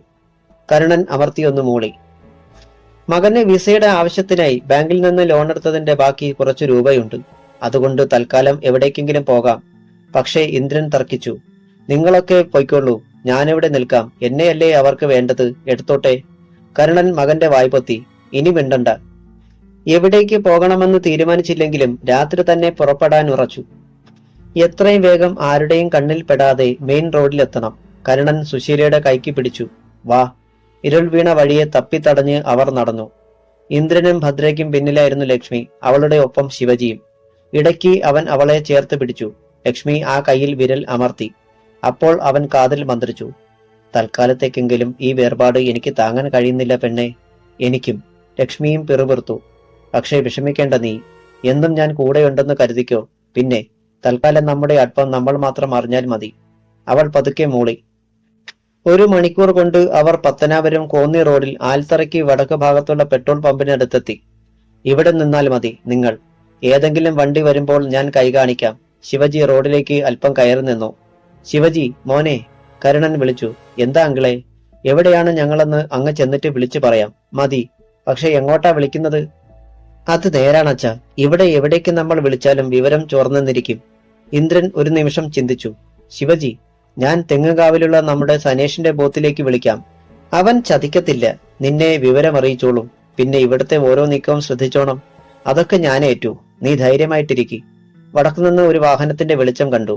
ശിവജി കൈ കാണിച്ചു. കാറായിരുന്നു. അത് നിർത്താതെ പോയി. കുറച്ചു കഴിഞ്ഞപ്പോൾ തെക്ക് നിന്ന് ഒരു ജീപ്പ് വന്നു. ശിവജി റോഡിലേക്ക് അല്പം കൂടി കയറി നിന്നു. ജീപ്പ് നിന്നു. ഡ്രൈവർ മാത്രമേ അതിൽ ഉണ്ടായിരുന്നുള്ളൂ. എന്താ? അയാൾ തിരക്കി. ചേട്ടൻ എങ്ങോട്ടാ? അത് ചോദിക്കാനാണോ താൻ ഈ പാതിരാത്രിയിൽ ഇവിടെ നിന്നത്? ഡ്രൈവർ കുടിച്ചിട്ടുണ്ടെന്ന് അവന് മനസ്സിലായി.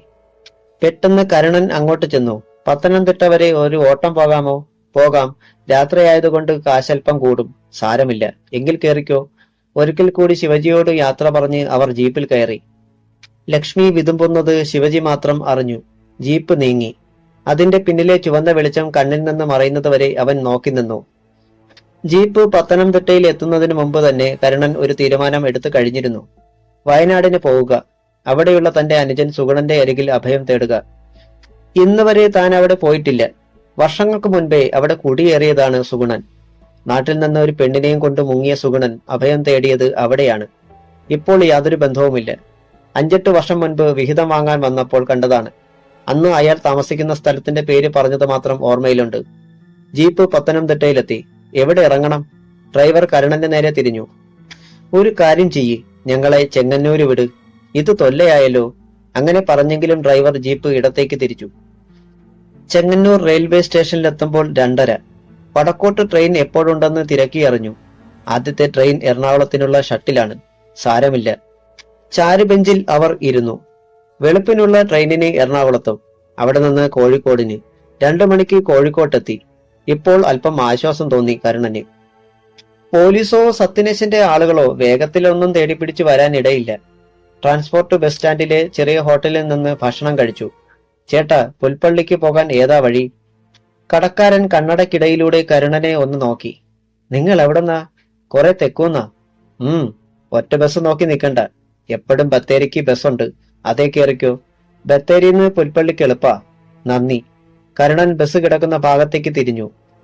നമ്മൾ എങ്ങോട്ടാന്ന് അച്ഛൻ ഇതുവരെ പറഞ്ഞില്ല, ഇന്ദ്രൻ ഓർമ്മിപ്പിച്ചു. സുഗുണന്റെ അടുത്തേക്ക്. അത് കേട്ടപ്പോൾ എല്ലാവരും ഒന്നു നിന്നു. ചിറ്റപ്പനെ ഇഷ്ടമാകുമോ? ഇന്ദ്രൻ സംശയിച്ചു. ആയാലും ഇല്ലേലും ഇപ്പം ഇതേ ഉള്ളു വഴി. ഞാൻ നോക്കിയിട്ട് പിന്നെ ഒക്കെ വരുന്ന പോലെ. അയാൾ ഒരു ദീർഘനിശ്വാസം വിട്ടു. വളരെ വേഗത്തിൽ സുൽത്താൻ ബത്തേരിക്ക് ബസ് കിട്ടി. യാത്ര. താമരശ്ശേരിയും അടിവാരവും കഴിഞ്ഞു. ഇനി ചുരമാണ്. ആദ്യം വരികയാണ് എല്ലാവരും. ഭദ്ര പുറത്തെ കാഴ്ചകൾ നോക്കി മറ്റെല്ലാം മറന്നിരുന്നു. ഓരോ ഹെയർപിൻ വളവുകളും പിന്നിടുമ്പോൾ തങ്ങളുടെ യാത്ര ആകാശത്തേക്കാണെന്ന തോന്നൽ. താഴ്വരകൾക്കപ്പുറം ആകാശത്ത് മുട്ടി നിൽക്കുന്ന നീണ്ട കുന്നുകൾ. കൽപ്പറ്റയും മീനങ്ങാടിയും കഴിഞ്ഞ് സുൽത്താൻ ബത്തേരിയിൽ ബസ്സിറങ്ങുമ്പോൾ ഏവരും വല്ലാതെ തളർന്നു കഴിഞ്ഞിരുന്നു. അപ്പോൾ സമയം 7:30. ഇന്നിനി പുൽപ്പള്ളിക്കുള്ള യാത്ര വേണ്ട. ഒന്നാമത് അപരിചിതമായ സ്ഥലം. കരുണൻ ഒരു സിഗരറ്റ് കത്തിച്ചു. എങ്കിൽ ദാ അവിടെ റൂമുണ്ടോന്ന് നോക്കാം. ഇന്ദ്രൻ അൽഫ ടൂറിസ്റ്റ് ഹോമിന് നേരെ വിരൽ ചൂണ്ടി. ആ, അവിടെ റൂമുണ്ടായിരുന്നു. 2 എടുത്തു. സുശീലയും പെൺമക്കളും ഒന്ന് കുളിച്ചിട്ട് ഭക്ഷണം പോലും കഴിക്കാതെ കിടന്നു. ഇന്ദ്രൻ റോഡിലെ തിരക്ക് നോക്കിക്കൊണ്ട് ഇടനാഴിയുടെ അങ്ങേയറ്റത്ത് നിൽക്കുമ്പോൾ കരുണൻ അടുത്തു ചെന്ന് അവന്റെ തോളിൽ കൈവച്ചു. അവൻ പതുക്കെ തിരിഞ്ഞു. നീ ഇപ്പോഴും കരയുകയാണോ മോനെ? ഏയ്. അവൻ ചിരിക്കാൻ ശ്രമിച്ചു. ഓരോന്നോർത്തപ്പോൾ. ഓർക്കണ്ടടാ, അതാ നല്ലത്. ദൈവം തമ്പുരാൻ ഓരോന്ന് തീരുമാനിച്ചിട്ടുണ്ട്. അത് അനുഭവിക്കാതിരിക്കാൻ കഴിയുമോ നമുക്ക്? അച്ഛൻ എന്നോടൊരു സത്യം പറയണം. അവൻ ആ കണ്ണുകളിലേക്ക് നോക്കി. സത്യമേ പറയാവൂ.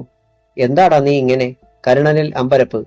ഞാൻ ബാങ്കർ സത്യനേശനെ കുത്തിയെന്ന് അച്ഛൻ കരുതുന്നുണ്ടോ? മോനെ. കരുണൻ മകനെ നെഞ്ചോട് ചേർത്തു. എന്നെക്കുറിച്ച് നിനക്ക് സംശയമോടാ? നീ ഇന്നുവരെ ഒരു ഉറുമ്പിനെ പോലും ദ്രോഹിച്ചിട്ടില്ലെന്ന് എനിക്കറിയില്ലേ? അച്ഛാ. ഹൃദയം പൊട്ടിയുള്ള കരച്ചിലായിരുന്നു ഇന്ദ്രന്റേത്. അത്രയും നേരം പിടിച്ചു നിർത്തിയിരുന്ന സങ്കടം ഉറവ പൊട്ടുകയായിരുന്നു. അവനെ ആശ്വസിപ്പിക്കാൻ കരുണൻ പതുക്കെ പുറത്തു തട്ടിക്കൊണ്ടിരുന്നു. പിറ്റേന്ന് രാവിലെ തന്നെ അവർ യാത്രയായി. ഇടയ്ക്കിടെ വീടുകളും ഫോറസ്റ്റ് ഉദ്യോഗസ്ഥരുടെ ഓഫീസുകളും മുളങ്കാടുകളും തേക്കിൻകാടുകളും നിറഞ്ഞ പ്രദേശത്തു കൂടിയുള്ള യാത്ര.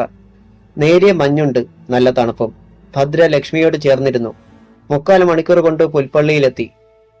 കൊളവള്ളിയിലാണ് സുഗുണന്റെ താമസമെന്ന് കരുണൻ അറിയാം. സ്റ്റാൻഡിൽ തിരക്കുണ്ട്. അവിടേക്ക് ബസ്സുണ്ട്. പക്ഷേ അരമണിക്കൂറോളം സമയമുണ്ട്. ആ സമയത്തിനുള്ളിൽ കാപ്പി കുടിച്ചു. കൊളവള്ളി കൊളവള്ളി, ക്ലീനർ വിളിച്ചു പറയുന്നു. അവർ നിർമ്മല ബസ്സിൽ കയറി. ബസ് പുറപ്പെട്ടു. ഏതാണ്ട് 3-3.5 കിലോമീറ്റർ കഴിഞ്ഞപ്പോൾ ഭദ്ര ലക്ഷ്മിയെ ഒന്ന് തോണ്ടി. ദാ നോക്ക്, ഇത് വേലായുധൻ ചേട്ടന്റെ സ്ഥലമാ. വേലായുധൻ ചേട്ടനോ? ലക്ഷ്മി നെറ്റി ചുളിച്ചു. അതേന്നേ, ആ ബോർഡ് കണ്ടോ? മുള്ളംകൊല്ലി. മുള്ളംകൊല്ലി വേലായുധൻ, ലാലേട്ടന്റെ നരനിലെ കഥാപാത്രം. അവൾ ചിരിച്ചു. എന്നാൽ ലക്ഷ്മിയുടെ രൂക്ഷമായ നോട്ടം കണ്ടപ്പോൾ അവൾ തല കുനിച്ചു.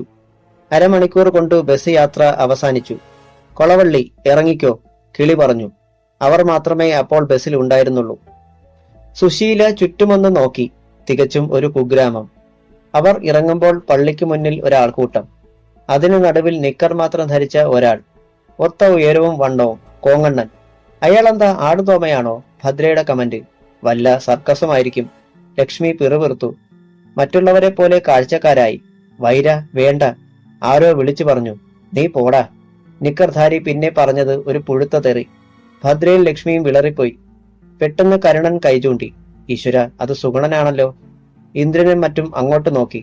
മരത്തിൽ കെട്ടിവെച്ച നിലയിൽ സുഗുണൻ ചിറ്റപ്പൻ. സുഗുണ, പന്നിയുടെ മോനെ, ഇന്നോടെ നിന്റെ വിധി തീരുമാനിക്കുക ഞാൻ.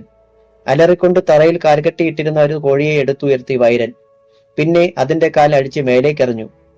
കരുണനും കുടുംബവും ഒന്നും മനസ്സിലാകാതെ വീർപ്പടക്കി നിന്നു.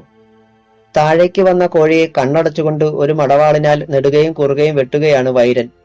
കോഴിപ്പൂടകൾ അയാൾക്ക് മേൽ ചിതറി വീണു.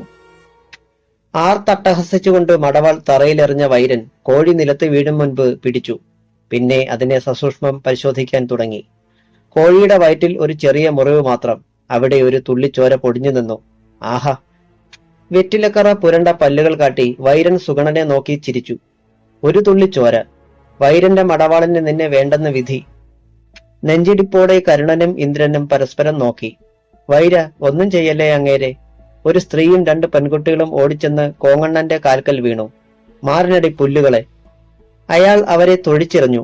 അനന്തരം അവിടെ മൂടിക്കെട്ടി വെച്ചിരുന്ന ഒരു ചാക്കഴിച്ച് അകത്തേക്ക് കൈകടത്തി. ഏവരെയും ഞെട്ടിച്ചുകൊണ്ട് ഒരു സീൽക്കാരൻ. ഉയർത്തിയ വൈരന്റെ കയ്യിൽ ഭണം വിടർത്തിയ കരിമൂർഖൻ. സുഗുണ, ഒരു തുള്ളി ചോരയെ പുറത്തു വരാവോ? അതിനുള്ള മരുന്നായത്. പാമ്പിനെയും നീട്ടിപ്പിടിച്ച് വൈരൻ സുഗുണന്റെ അടുത്തേക്ക് നീങ്ങി. വൈര, കൊല്ലല്ലേടാ. സുഗുണന്റെ നെഞ്ചി പിളരുന്ന നിലവിളക്കിടയിൽ പാമ്പ് ഒന്നുകൂടി ചീറ്റി.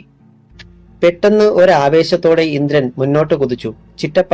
സുഗുണൻ അമ്പരപ്പിൽ അവനെ നോക്കി. വൈരനും വെട്ടിത്തിരിഞ്ഞു. മോനെ!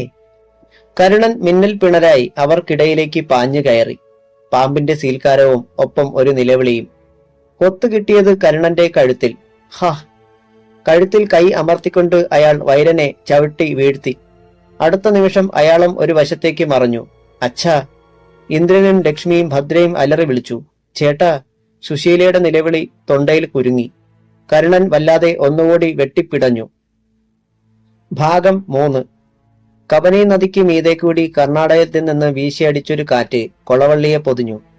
ജനക്കൂട്ടം സ്തംഭിച്ചു നിൽക്കവേ മുന്നോട്ട് കുതിച്ച ഇന്ദ്രൻ കരുണനെ താങ്ങി ഉയർത്തി. അച്ഛാ! സുശീലയും ലക്ഷ്മിയും ഭദ്രയും അലമുറയിട്ടുകൊണ്ട് ചുറ്റും കൂടി. കരുണൻ പണിപ്പെട്ട് കണ്ണുകൾ തുറന്നു. എന്നാൽ അയാൾക്ക് നാവനക്കാൻ കഴിയുന്നില്ലെന്ന് ഇന്ദ്രന് തോന്നി. അച്ഛന്റെ കഴുത്തിൽ പാമ്പ് കൊത്തിയ ഭാഗത്ത് ഒരു തുള്ളി ചോര പൊടിഞ്ഞു നിൽക്കുന്നു. അച്ഛ! അവൻ അയാളെ കുലുക്കി. എന്തെങ്കിലും ഒന്ന് പറയ്. ഒരു പുല്ലും പറയുന്നില്ല. തൊട്ടരികിൽ കുതിര ചിനയ്ക്കും പോലെ ഒരു ശബ്ദം. അവൻ ഞെട്ടിത്തിരിഞ്ഞു. തറയിൽ നിന്ന് വൈരൻ എഴുന്നേറ്റ് നിൽക്കുന്നു. ആ കരിമൂർഖനിലെ പിടി ഇപ്പോഴും വിട്ടിട്ടില്ല അയാൾ. ഇന്ദ്രന്റെ ശിരസിലെ രക്തയോട്ടത്തിന് വേഗതയേറി. ലക്ഷ്മി, അച്ഛനെ ഒന്ന് പിടിച്ചോ. പറഞ്ഞുകൊണ്ട് അവൻ ചാടി എഴുന്നേറ്റു. നീ എന്റെ അച്ഛനെ പാമ്പിനെ കൊണ്ട് കടുപ്പിച്ചു അല്ലേടാ. അവൻ മുന്നോട്ടാഞ്ഞപ്പോഴേക്കും വൈരന്റെ കയ്യിൽ പാമ്പ് പൊളഞ്ഞു. ഇന്ദ്രൻ പിന്നോട്ട് മാറി. വൈരൻ വീണ്ടും അലറിച്ചിരിച്ചു. നോക്ക്, നീയൊക്കെ ആരെന്നോ എവിടെ നിന്ന് വന്നെന്നോ എനിക്കറിയില്ല. പക്ഷേ വൈരന്റെ ശിക്ഷ ഏറ്റുവാങ്ങാൻ വിധിക്കപ്പെട്ടത് നിന്റെ തന്തയ്ക്കായി പോയി. എന്റെ അച്ഛന് വല്ലതും പറ്റിയാൽ നിന്നെ ഞാൻ കൊല്ലും. ഇന്ദ്രന്റെ കണ്ണുകൾ പന്തം പോലെ കത്തി. പോടാ. വൈരൻ വലതു കൈകൊണ്ട് ഒരാംഗ്യം കാട്ടി തുടർന്നു. കഴുത്തിൽ പാമ്പിന്റെ കടിയേറ്റാൽ ചാകാതെ പിന്നെ കയ്യും വീശി നടന്നു വരുമോടാ. വൈരൻ എല്ലാവരെയും ഒന്ന് നോക്കി. ഞാൻ പറയാതെ അറിയാമല്ലോ ഇനി എന്തു വേണമെന്ന്. ഈ കിടക്കുന്നവൻ ചത്തത് പാമ്പ് കടിച്ചിട്ടാ. അല്ലാതെ ആരും ഒന്നും കണ്ടിട്ടില്ല. ആർക്കും ഒന്നും അറിയുകയുമില്ല. വൈരൻ മടവാളും കോഴിയെയും എടുത്തു. സുഗുണന്റെ അടുത്ത് ചെന്നു. ഇന്നത്തേക്ക് നിനക്ക് അവധി കിട്ടി. പറഞ്ഞതും മടവാൾ കൊണ്ട് അയാൾ സുഗുണന്റെ കെട്ടറുത്ത് വിട്ടു. ചേട്ടാ! സുഗുണനും കരുണന്റെ അടുത്ത് ഓടിയെത്തി. അയാളുടെ കണ്ണുകൾ തുറന്നിരുന്നെങ്കിലും കാഴ്ച നഷ്ടപ്പെട്ടു കഴിഞ്ഞെന്ന് സുഗുണൻ ഉറപ്പായി. ചേട്ടൻ മരിക്കാൻ പോവുകയാണ്. ചിറ്റപ്പ! ഇന്ദ്രൻ വിളിച്ചു. ഒരു വണ്ടി വേണം. അച്ഛനെ ആശുപത്രിയിൽ കൊണ്ടുപോകണം. ഇനി അത് വേണ്ട. സുഗുണൻ കരുണന്റെ കൺപോളകൾ കൈകൊണ്ടടച്ചു. കരുണൻ മരിച്ചു. വീണ്ടും ഒരു കുടുംബത്തിന്റെ ഹൃദയം പിളർന്ന വിലാപം. ഇന്ദ്രൻ ചുറ്റും നോക്കി. വൈരനെ അവിടെ എങ്ങും കണ്ടില്ല. സുശീല ഭർത്താവിന്റെ ശവശരീരത്തിൽ ബോധം കെട്ട് വീണു. സുഗുണന്റെ ഭാര്യയും മക്കളും വന്ന് അവരെ താങ്ങി. അതുവരെ കാഴ്ചക്കാരായി നിന്നിരുന്ന ആളുകൾ പൊടുന്നനെ പിരിഞ്ഞുപോയി.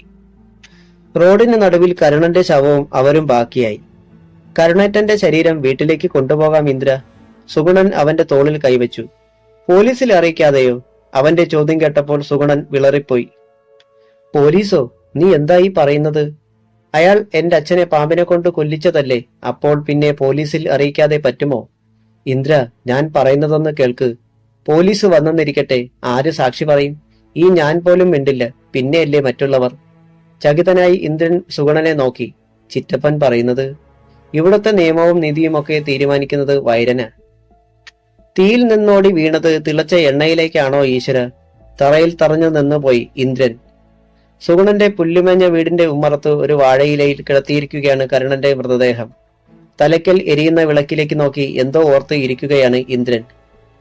മൃതദേഹത്തിനരികിൽ സങ്കടവും ഭീതിയും ഒന്നിച്ചു സമ്മേളിച്ച ഭാവത്തിൽ ചുരുണ്ടുകൂടി സുശീലയും പെൺമക്കളും. അവർക്കരികിൽ സുഗുണന്റെ ഭാര്യ കാർത്തിയായനിയുമുണ്ട്. പ്രാണൻ വാരിപ്പിടിച്ചുകൊണ്ട് ഇങ്ങോട്ട് തന്നെ പോരണമെന്ന് അച്ഛൻ തീരുമാനിച്ചത് മരണത്തിന്റെ ഉൾവിളി കേട്ടിട്ടാണോ?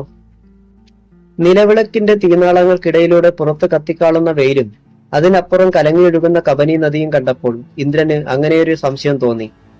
മോനെ, സുഗണൻ വിളിച്ചപ്പോൾ അവനൊന്ന് ഞെട്ടി. പതുക്കെ മുഖമുയർത്തി. ഈ ശരീരം പത്തനാപുരത്തിന് കൊണ്ടുപോകണ്ടേ? വേണ്ട. സുഗണൻ നെറ്റിച്ചുടിച്ചു. അതെന്താ?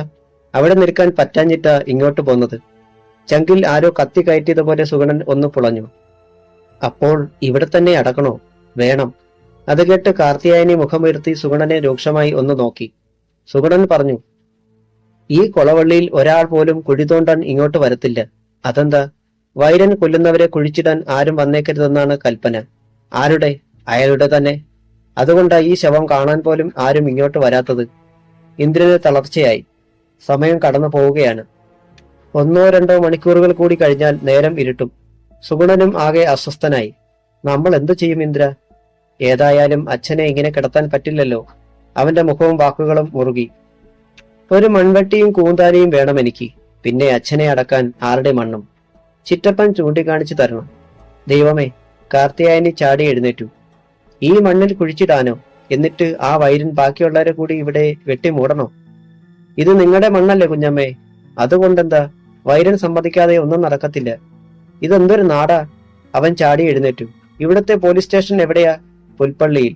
പിന്നെ ഒന്നും ചോദിക്കാതെ അവൻ ഇറങ്ങി. അച്ഛൻ മരിച്ചു വീണ കവലയിലെത്തി. അവിടെ അപ്പോൾ വിജനമായിരുന്നു. ഒരു ചെറിയ കടയുള്ളതും അടഞ്ഞു കിടക്കുന്നു.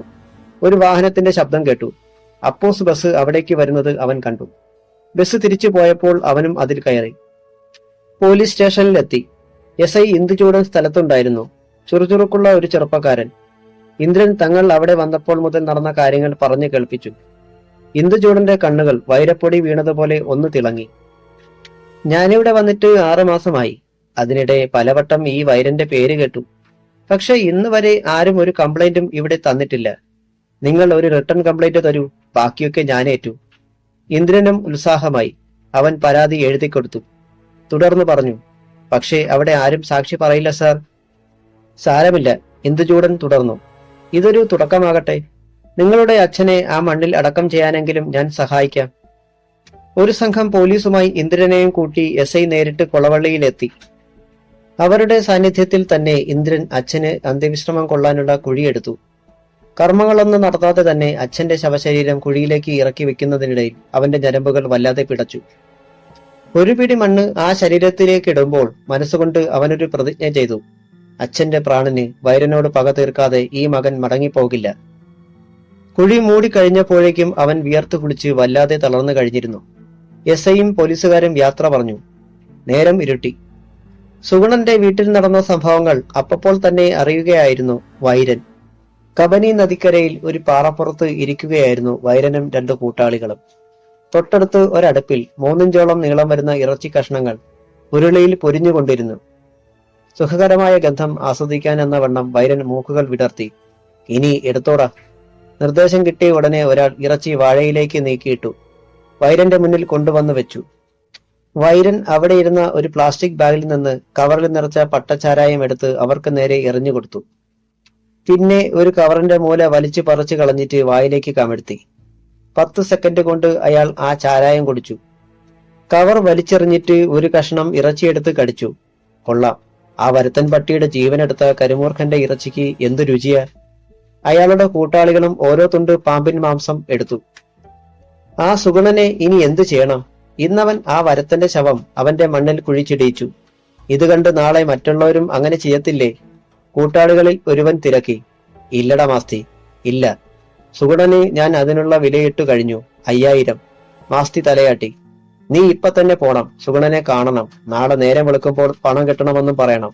പറയാം. മാസ്തി എഴുന്നേറ്റു. ആ നേരത്ത് വീടിന്റെ ഉമ്മറത്തിണ്ണയിൽ ഇരിക്കുകയായിരുന്നു സുഗുണനും ഇന്ദ്രനും. ഇനി എന്തൊക്കെ നടക്കുമെന്ന് ആര് കണ്ടു? നീ ഏതായാലും പോലീസിനെ കൊണ്ടുവന്നത് ഒട്ടും ശരിയായില്ല ഇന്ദ്ര. സുഗുണന്റെ വാക്കുകളിൽ നീരസം. ഇന്ദ്രൻ വീടിനുള്ളിലേക്ക് ഒന്ന് പാളി നോക്കിയിട്ട് പറഞ്ഞു. അല്ലെങ്കിൽ എന്റെ അച്ഛന്റെ ശരീരം ഇവിടെ കിടന്ന് നാറി പുഴുക്കത്തില്ലായിരുന്നു. അതായിരുന്നോ ചിറ്റപ്പൻ ഇഷ്ടം? അതിന് സുഗുണൻ മറുപടി പറഞ്ഞില്ല. കുറച്ചു കഴിഞ്ഞ് അവൻ തിരക്കി. ചിറ്റപ്പന് പകരമാണ് എന്റെ അച്ഛൻ മരിച്ചത്. എന്റെ അച്ഛന് പകരം ചിറ്റപ്പൻ ആ കുഴിയിൽ കിടക്കില്ലായിരുന്നോ? എന്നിട്ടും ഇങ്ങനെയൊക്കെ പറഞ്ഞാൽ? സുഗുണൻ നാവനക്കി. അതായിരുന്നു ഇതിൽ ഭേദം. വൈരനെ നിനക്കറിയഞ്ഞിട്ടാ. ആരാണയാൾ? ചിറ്റപ്പനോട് അയാൾക്ക് എന്താണ് പക? അതൊന്നും പറഞ്ഞാൽ നിനക്ക് ഉൾക്കൊള്ളാൻ കഴിയത്തില്ല. സുഗുണൻ അങ്ങനെ പറഞ്ഞെങ്കിലും തുടർന്നുള്ള സംസാരത്തിനിടയിൽ വൈരനെക്കുറിച്ച് അല്പം കൂടി മനസ്സിലാക്കാൻ ഇന്ദ്രന് കഴിഞ്ഞു. അയാൾക്ക് പിന്നിൽ ആരൊക്കെയോ ഉണ്ട്. കർണാടകത്തിലേക്ക് പാമ്പിൻ തോൽ കയറ്റി വിടുകയാണ് പ്രധാന പണി. കൊളവള്ളിയിലെ 50ഓളം വരുന്ന വീടുകളിലെ 450ഓളം വരുന്ന ആളുകൾ വോട്ട് ചെയ്യുന്നത് പോലും വൈരൻ പറയുന്ന ആളുകൾക്കാണ്. ഇന്ദ്രൻ അതെല്ലാം മനസ്സിൽ കുറിച്ചിട്ടു. വൈരനുമായി ഒന്ന് കോർക്കേണ്ടി വന്നാൽ ചിറ്റപ്പന്റെ സഹായം പോലും തനിക്ക് കിട്ടില്ലെന്ന് അവന് ഉറപ്പായി. മുറ്റത്തേക്ക് ആരോ കയറി വരുന്നത് പോലെ തോന്നിയപ്പോൾ ചെങ്കിടിപ്പോടെ സുഗുണൻ എഴുന്നേറ്റു. ആരാ? ഞാൻ മാസ്തി. വൈരൻ പറഞ്ഞിട്ട് വന്നതാ. അയാൾ ഉമ്മറ തിണ്ണയ്ക്ക് തൊട്ടരികിൽ വന്നു നിന്നു. സുഗുണൻ വിനയാന്വിതനായി. എന്താണാവോ കാര്യം? അയാൾ കൈ ചൂണ്ടി. ഇവന്റെ തന്തയുടെ ദേഹം ഈ മണ്ണിൽ കുഴിച്ചിട്ടതിന് നീ വൈരന് പിഴ കൊടുക്കണം. 5000 രൂപ. നാളെ രാവിലെ പരസ്യമായിട്ട്. 5000 രൂപയോ? ആ, എന്നിട്ട് വൈരൻ പറയും എന്ത് വേണമെന്ന്. മാസ്തി തിരിച്ചുപോയി. ഈശ്വര! തലയിൽ കൈവച്ച് അവിടെ തന്നെ കുത്തിയിരുന്നു സുഗുണൻ. കാർത്തിയായനി വാതിൽക്കൽ തലനീട്ടി. അനുഭവിച്ചോ? സുഗുണൻ അത് കേട്ടില്ലെന്ന് തോന്നുന്നു. ഈശ്വര! 5000 പോയിട്ട് 50 രൂപ എടുക്കാൻ എന്റെ കയ്യിലില്ല. ചിറ്റപ്പൻ വിഷമിക്കേണ്ട. ഇന്ദ്രൻ വീടിനുള്ളിലേക്ക് പോയി. തളർന്നു കിടക്കുന്ന അമ്മയ്ക്കും അനുജത്തിമാർക്കും അടുത്തിരുന്ന അച്ഛന്റെ ബാഗ് തുറന്നു. മിച്ചമുള്ള പണം അതിലായിരുന്നു അച്ഛൻ സൂക്ഷിച്ചിരുന്നത്. ആ പണമെടുത്ത് എണ്ണി നോക്കി. 7000ഓളം ഉണ്ട്. അതിൽ നിന്ന് 5000 എടുത്തുകൊണ്ടുവന്ന് സുഗുണന്റെ കയ്യിൽ കൊടുത്തു. ഇതുകൊണ്ട് വൈരന് വൈക്കരിയിട്. സുഗുണൻ ആ പണത്തിലേക്കും അവന്റെ മുഖത്തേക്കും പകച്ചു നോക്കി. രാത്രി തിണ്ണയിൽ തന്നെ ഇന്ദ്രൻ കഴിച്ചുകൂട്ടി. അകത്തുപോയി കിടക്കാൻ സുഗുണൻ പറഞ്ഞെങ്കിലും അവൻ പോയില്ല. നേർത്ത നിലാവും പരന്നു. ചുറ്റും നേരിയ മഞ്ഞ് വ്യാപിച്ചു. സൂചിമുനകൾ പോലെ തുളഞ്ഞു കയറുന്ന തണുപ്പ്. ഇന്ദ്രന്റെ മനസ്സ് അപ്പോഴും ചുട്ടുപഴുക്കുകയായിരുന്നു. അച്ഛൻ. അവൻ എഴുന്നേറ്റ് ആ കുഴിമാടത്തിനരികിൽ പോയി ഇരുന്നു. ഒരു കൂട്ടുകാരനെ പോലെ ഇത്രയും കാലം അച്ഛന്റെ അരികിൽ കഴിഞ്ഞതൊക്കെ ഓർത്തു. മക്കൾക്ക് വേണ്ടി ജീവിച്ച അച്ഛൻ. ചുടുകണ്ണീർ മൺകൂനയ്ക്ക് മീതെ എറ്റു വീണുകൊണ്ടിരുന്നു. നേരം പുലരുന്നു. ഞാൻ ഈ രൂപ കൊണ്ടു കൊടുത്തിട്ട് വരാം. ഇന്ദ്രനോട് പറഞ്ഞിട്ട് സുഗുണൻ ഇടവഴിയിലേക്ക് ഇറങ്ങി. പിന്നാലെ പോകണമെന്ന് അവന് തോന്നി. നടക്കൽ ഇറങ്ങിയതുമാണ്. എന്നാൽ പിന്നിൽ നിന്നൊരു ശബ്ദം കേട്ടു. അണ്ണൻ വെറുതെ ഇനിയും ആപത്തിൽ പോയി ചാടണ്ട. അവൻ തിരിഞ്ഞു നോക്കി. അരുണ, ചിറ്റപ്പന്റെ മൂത്ത മകൾ. എല്ലാത്തിനും കാരണക്കാരൻ അച്ഛൻ തന്നെ. അവൾക്ക് എന്തൊക്കെയോ പറയാനുണ്ടെന്ന് തോന്നി. പക്ഷേ പിന്നിൽ നിന്ന് താക്കീതായി കാർത്തിയായനിയുടെ ശബ്ദമുയർന്നു. അരുണേ! വിളി കേട്ടതും അവൾ തിരിഞ്ഞോടി. ഉദാസീനനായി ഇന്ദ്രൻ മുറ്റത്തേക്ക് കയറി. 1 മണിക്കൂർ കഴിഞ്ഞപ്പോൾ വിയർത്തു കുളിച്ച് അവശനായി സുഗുണൻ കയറി വന്നു. ഇന്ദ്രന്റെ നെറ്റി ചുളിഞ്ഞു. ചിറ്റപ്പന്റെ ഷർട്ടിൽ മണ്ണ് പുരണ്ടിരിക്കുന്നു. ചുണ്ടുപൊട്ടി ചോര ഉണങ്ങി പറ്റിയിരിക്കുന്നു.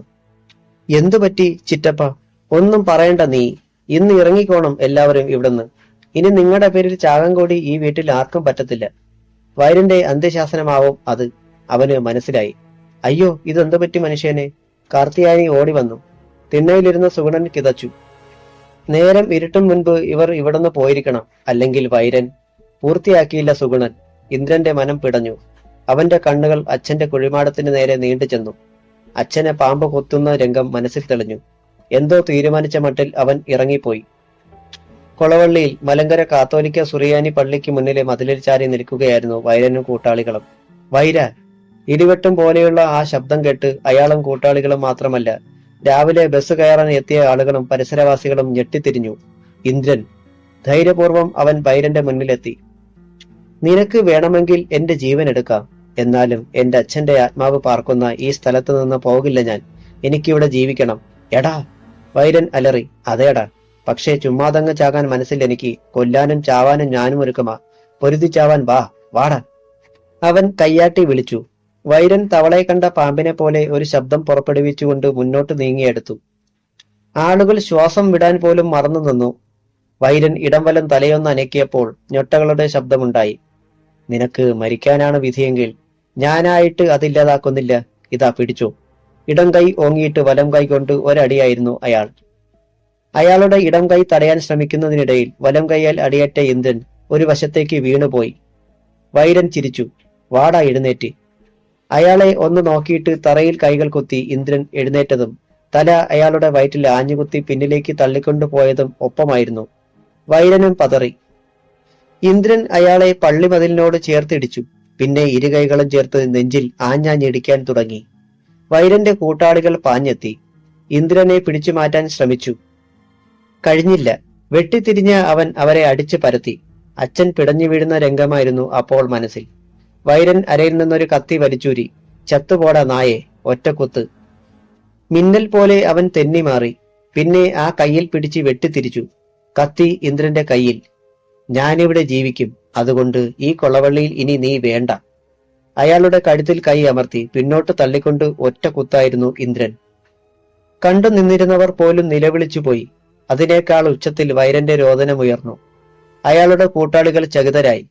ഇന്ദ്രൻ കത്തിയിലെ പിടിവിട്ടു. വയറ്റിൽ പിടിയോളം ആഴ്ന്നു തറഞ്ഞിരിക്കുന്ന കത്തിയുടെ പിടിയിലൂടെ വൈരന്റെ ചോര ഇറ്റു വീണു. അധ്യായം 4.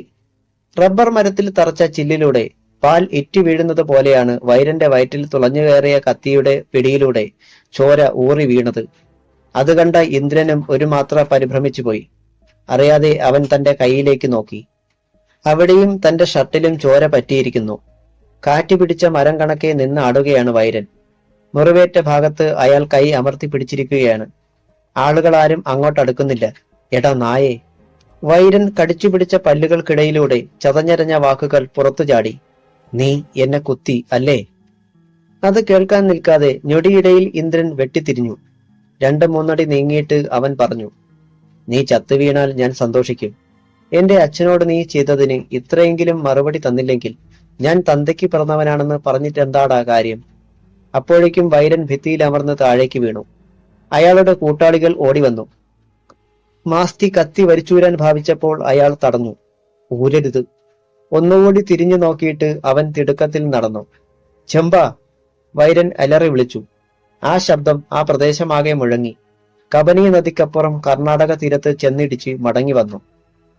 ഈശ്വര! ആളുകൾ ഭീതിയോടെ പരസ്പരം നോക്കി. എന്നാൽ ഇന്ദ്രന് ഒന്നും മനസ്സിലായില്ല. പൊടുന്നനെ ഒരു നായയുടെ കുര കേട്ടു. എല്ലാവരും തിരിഞ്ഞു നോക്കി. പാഞ്ഞു വരികയാണ് ആ കറുത്ത പട്ടി. നാടനെങ്കിലും അതിനൊരു വേട്ടപ്പട്ടിയുടെ ക്രൗര്യമുണ്ടായിരുന്നു. ഇന്ദ്രൻ നെറ്റി ചുളിച്ചു. ചെമ്പൻ വൈരന്റെ മുന്നിലെത്തി. കടിച്ചു കീറടാ അവനെ. വൈരൻ കൈചൂട്ടി. യജമാനന്റെ ആജ്ഞ കിട്ടിയതും നായ് ഇന്ദ്രന്റെ നേരെ തിരിഞ്ഞു. അതിന്റെ വായി തുറന്നപ്പോൾ കൂർത്ത കോമ്പല്ലുകൾ വെയിലേറ്റി തിളങ്ങി. ഉഗ്രമായി കുരച്ചുകൊണ്ടത് ഇന്ദ്രന്റെ നേർക്ക് കുതിച്ചു ചാടി. അവൻ പതറിപ്പോയി. തന്റെ മേൽ ചാടി വീണ നായയോടൊപ്പം അവൻ തറയിൽ വീണു. നായ് അവന്റെ മുഖത്ത് കടിക്കാനാഞ്ഞു. ഞൊടിയിടയ്ക്കുള്ളിൽ ഇന്ദ്രൻ അതിന്റെ കഴുത്തിൽ കുത്തിപ്പിടിച്ചു. രണ്ടും കൂടി റോഡിലൂടെ ഉരുണ്ടു. വൈരൻ വേദന മറന്ന് അലറി ചിരിച്ചു. കൊല്ലടാ ചെമ്പ അവനെ. ഉരുളുന്നതിനിടയിൽ നായ് അടിയിലും ഇന്ദ്രൻ മുകളിലുമായി. തന്റെ നെഞ്ച് മാന്തി പൊളിച്ചിട്ടും അവൻ നായയുടെ കഴുത്തിലെ പിടി വിട്ടിരുന്നില്ല. വിട്ടുപോയാൽ അത് തന്നെ കടിച്ചു കീറും. അസാമാന്യ കരുത്താണ് അതിന്. ഇന്ദ്രന്റെ കണ്ണുകൾ അവിടെ കിടന്നിരുന്ന ഒരു കല്ലിൽ ഉടക്കി. ഇടതു കൈകൊണ്ട് നായയെ തറയിലേക്ക് ആഞ്ഞമർത്തി. വലതു കൈയിൽ ആ കല്ലെടുത്ത് അവൻ ഒറ്റയിടി. നായിൽ നിന്ന് വികൃതമായ ഒരു ശബ്ദമുയർന്നു. അതിന്റെ മൂർച്ചയേറിയ പല്ലുകൾ അടർന്നു വീണിരുന്നു. അടുത്ത ഇടി അതിന്റെ ഉച്ചിയിൽ. നായ് വല്ലാതെ ഒന്ന് പിടഞ്ഞു. ഞൊടിയിടയിൽ ചാടി എണീറ്റ ഇന്ദ്രൻ അതിന്റെ പിൻകാലുകളിൽ പിടിച്ച് നിലത്ത് ആഞ്ഞടിച്ചു. വട്ടം കറങ്ങി വീണ്ടും വീണ്ടും അടിച്ചു. എടാ! ദേഷ്യവും സങ്കടവും കലർന്ന ശബ്ദത്തിൽ വൈരൻ വിളിച്ചു. നായയുടെ മോങ്ങൽ നിലച്ചിരുന്നു. ഇന്ദ്രൻ അതിനെ വൈരന്റെ മുന്നിലേക്ക് വലിച്ചെറിഞ്ഞു. ജനം സ്തബ്ധരായി. പരിശീലനം ലഭിച്ച വൈരന്റെ വേട്ടപ്പട്ടിയെ ഇന്ദ്രൻ കൊന്നു. സുഗണന്റെ വീട്ടിലെത്തിയപ്പോൾ മുറ്റത്ത് തന്നെ ഉണ്ടായിരുന്നു സുശീലയും മക്കളും. അവനെ കണ്ട് അമ്പരന്നു. എങ്ങനാ മോനെ ഉടുപ്പിൽ ചോര പറ്റിയത്? സുശീല അവനെ പിടിച്ചുലച്ചു. അതൊക്കെ പറയാം. അവൻ കിണറ്റിൻകരയിലേക്ക് നീങ്ങി. ഒരു തൊട്ടി വെള്ളം കോരി തലയിലൂടെ ഒഴിച്ചു. സുഗുണ, ഇടവഴിയിൽ നിന്ന് ആരോ ഉറക്കെ വിളിച്ചു. വീടിനുള്ളിൽ നിന്ന് സുഗണൻ ഇറങ്ങി വന്നു. ആരാ? ഞാനാ. ഒരു മധ്യവയസ്കനായിരുന്നു അത്. അയാൾ സുഗണന്റെ കാതിലെന്തോ അടക്കം പറഞ്ഞു. ഒറ്റ നിമിഷം കൊണ്ട് സുഗണൻ വിളറി വെളുത്തു. എന്റെ ഈശ്വര! അയാൾ കൊടുങ്കാറ്റായി ഇന്ദ്രന്റെ അടുത്ത് ചെന്നു. ഈ കുടുംബം നശിച്ച് നാരണക്കല്ല് തൊണ്ടിച്ച് നിനക്ക് കാണണം അല്ലേടാ? ഒരു തൊട്ടി വെള്ളം കൂടി തലവടി വീഴുന്നതിനിടയിൽ ഇന്ദ്രന്റെ ശബ്ദം വന്നു. പേപ്പട്ടികളെ കണ്ടാൽ തല്ലിക്കൊല്ലണം, അല്ലെങ്കിൽ അവ പിന്നെയും മറ്റുള്ളവരെ ഉപദ്രവിച്ചു കൊണ്ടിരിക്കും. എന്താ മനുഷ്യനെ കാര്യം? കാർത്തിയാനിയും അങ്ങോട്ട് വന്നു. ഇവൻ വൈരനെ കുത്തി. അയാൾ ചത്തുപോകും. ശ്വാസം വിലങ്ങിയ മട്ടിൽ കാർത്തിയായനി നിന്നു. സുശീലയും പെൺമക്കളും പരസ്പരം നോക്കി. പിന്നെ അവരുടെ നോട്ടം ഇന്ദ്രനിൽ ഉടക്കി. നീ ഇത് എന്ത് ഭാവിച്ചാ മോനെ?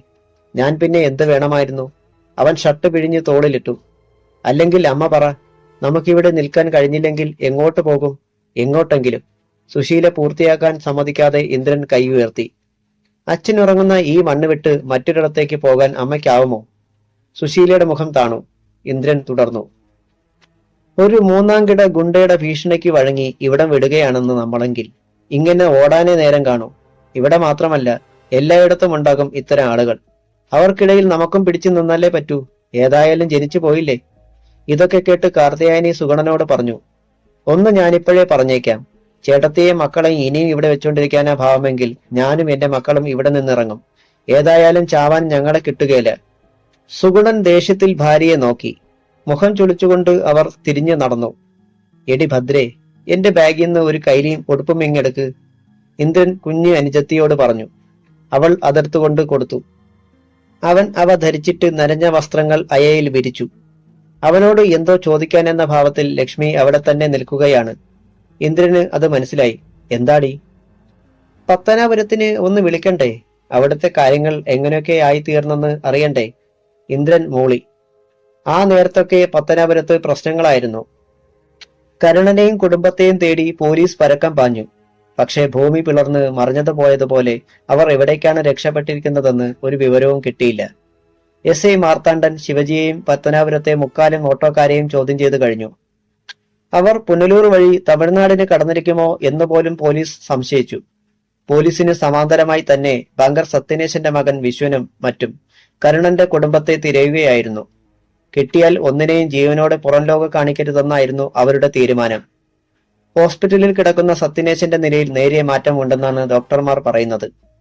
കുത്തിന്റെ ആഘാതത്തിൽ മുറിഞ്ഞുപോയ അയാളുടെ കുടൽ ഒരു ഓപ്പറേഷനിലൂടെ തുന്നിച്ചേർക്കുകയായിരുന്നു. സത്യനേശന്റെ ഭാര്യയും മക്കളും ആശുപത്രിയിൽ തന്നെയാണ്. ഉച്ച കഴിഞ്ഞ് പാലാഴി ബാറിന്റെ ഒരു മങ്ങിയ മൂലയിൽ വിശ്വനും ജാക്കി വാസുവും അടങ്ങിയ സംഘം തമ്പടിച്ചു. ആളുകളുടെ ശബ്ദങ്ങൾക്കിടയിലും അവർ പതുക്കെ സംസാരിച്ചു കൊണ്ടിരുന്നു. അവരെവിടെ പോയെന്ന് ശിവജി അറിയാതിരിക്കില്ല. കൊച്ചുമുതലാളി ഒരു വാക്ക് പറഞ്ഞാൽ മതി, ബാക്കി ഞങ്ങളേറ്റു. ജാക്കി വാസു തീർത്തു പറഞ്ഞു. അവനെ കൊണ്ട് തത്ത പറയുന്നത് പോലെ ഞങ്ങൾ പറയിക്കാം, അതും ചിലപ്പോൾ വേണ്ടിവരും. വിശ്വൻ സമ്മതിച്ചു. ഏതായാലും നിങ്ങൾ ഭേദ്യങ്ങളൊന്നുമില്ലാതെ ഒന്ന് ചോദിക്കേ. അവർ സമ്മതിച്ചു. കൂടലിൽ വയറിംഗ് പണിക്ക് പോയിട്ട് തിരിച്ച് പത്തനാപുരത്തെത്തിയ ശിവജി വീട്ടിലേക്ക് നടക്കുകയായിരുന്നു. ഒരു സഞ്ചിയിൽ കുറെ വീട്ടു സാധനങ്ങളും കരുതിയിരുന്നു. കരുണന്റെ വീടിനടുത്ത് വന്നപ്പോൾ അറിയാതെ നോട്ടം കത്തിക്കരിഞ്ഞമർന്ന വീടിന്റെ നേർക്ക് ചെന്നു. മുറ്റത്ത് കരിക്കട്ടയായി കിടക്കുന്ന ഓട്ടോയുടെ പ്രേതം. ദീർഘമായി ഒന്ന് നിശ്വസിച്ചുകൊണ്ട് ശിവജി കാലുകൾ നീട്ടിവെച്ചു. പിന്നിൽ ഒരു വാഹനത്തിന്റെ ഹോൺ കേട്ടപ്പോൾ അവൻ റോഡിന്റെ ഓരത്തേക്ക് മാറി. എന്നാൽ അതവന്റെ തൊട്ടടുത്ത് വന്നു നിന്നു. ശിവജി മുഖം തിരിച്ചു നോക്കി. ഒരു കോളിസ്. പെട്ടെന്ന് ഞെട്ടലോടെ അവൻ അത് കണ്ടു.